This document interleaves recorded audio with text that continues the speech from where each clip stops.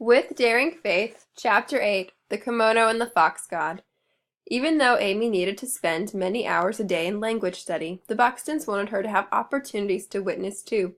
So after only a few weeks, they assigned Misaki-san, a Christian Japanese girl, to interpret for Amy as she went about Japan to witness to the people there. One day, as Amy prepared to go out with Misaki-san, her neuralgia seemed to be plaguing her more than ever. The day was unseasonably cold, and it seemed that every bone ached.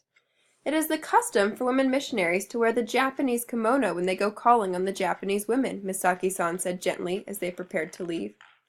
Amy sighed heavily. But those things are so drafty, and really I'm quite chilly, Misaki-san.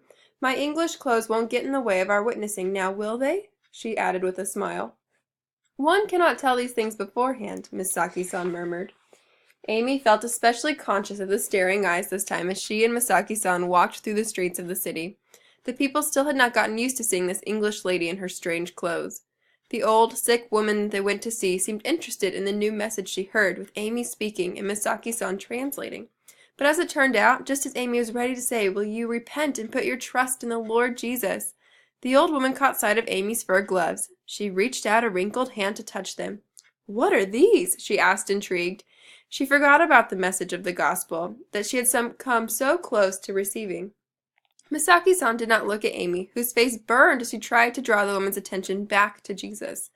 On the way home, Amy felt hot tears of remorse and humility streaming down her face. "Never, never, Lord willing," she told her faithful interpreter, "will I risk so much for so little." When she arrived back at the house, she took off her English dress and gloves and put on the Japanese kimono, determined to do her best from then on not to distract people's eyes from the Lord. Amy spent more months working and witnessing, but one day she had an opportunity to help in a way that comes rarely in the life of an average missionary. She and Misaki-san heard of a man in a certain village who was in a desperate condition. "He goes wild and throws himself around," the villagers explained. "He tries to kill people with his bare hands. The spirit of the fox is living in him."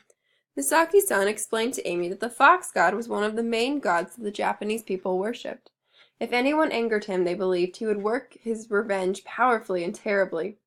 "It is a demon," Amy answered with certainty, "but our Lord Jesus is stronger than any demon. Misaki-san and I will go there." Amy and Misaki-san prayed fervently, claiming the promise, "In my name they will cast out devils." Then they ventured to the house of the afflicted man. The religious leaders of the village had tried every prayer and incantation they knew, but still the fox spirit controlled the man. So now they had resorted to the last thing they could think of to do. They had tied his arms and legs down to wooden boards and had set glowing coals on different parts of his body. These glowing coals they hoped would drive out the spirit. Amy was appalled when she entered the tiny room and saw the man stretched out, dazed from the pain. She tried to hide her feelings, though, as she spoke to his weeping wife. "We know that everything the men of this village have done has not cast out this demon," she said, "but the power of our Lord Jesus can cast it out." As soon as he heard the name of the Lord, the possessed man jumped up out of his daze, snarling and yelling.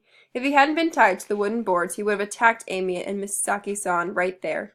As the men around him tried to control him, the two missionaries almost ran as they left the room. The man's wife followed, waiting to hear their explanation for her husband's sudden rage. Amy felt almost helpless. Why had this happened? Wasn't the Lord Jesus more powerful than demons? Of course he was. No matter what the man's reaction had been at first, she knew that Jesus still had the power to make him well again. Suddenly, she felt as if the Spirit of God were speaking to her. She boldly said to the woman, "Our Lord Jesus will still cast out the spirit. We will go and pray until he has. Tell us when it happens."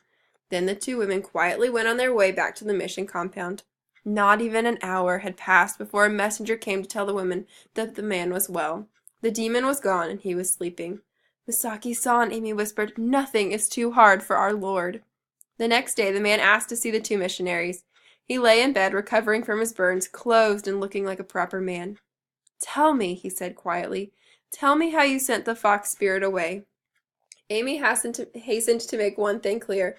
"Sir, we did not cast out the spirit. The Lord Jesus did it. He is the greatest and most powerful God." "Greater and more powerful than Buddha?" the man murmured. "Yes, he must be, for with all their many prayers to Buddha, the men of this village only made the fox inside me laugh with scorn. Tell me more about this God Jesus." So Amy and Misaki-san talked to him for hours that day and many days after, telling him the stories of how Jesus had come to earth, how he had died for the sins of mankind, and how he lives again, victorious forever and supremely powerful. The man snatched from the grip of Buddhism came to know Jesus as his own savior from sin.